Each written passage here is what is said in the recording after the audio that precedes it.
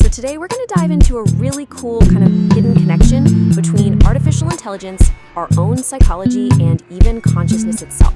We're going to see how a tiny flaw in a computer's code actually reveals this profound truth about how our own minds work, and more importantly, how we can upgrade them. All right, let's just jump right in with a bit of a puzzle.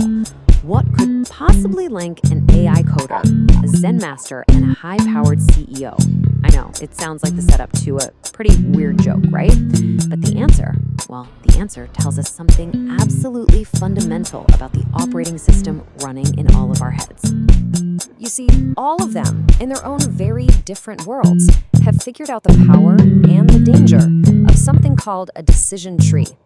It's a simple concept that, believe it or not, governs everything from complex machine learning algorithms to our most basic, gut-level human reactions. Okay, so to really get this connection, we have to start in the world of AI. We need to look at one of the fundamental building blocks for how we teach machines to think. So this is a decision tree, and at its core, it's really just a fancy flowchart. If this happens, then do that. If not, go over here. It's just a series of simple if-then questions that guide it to a final answer or prediction. Super simple, super logical, and honestly, incredibly powerful. But, and this is a big but, for all their power, these models have a critical, and I mean critical, flaw. They can be wildly unstable. Let me just show you what I mean. Okay, so imagine we've built a decision tree to predict the weather.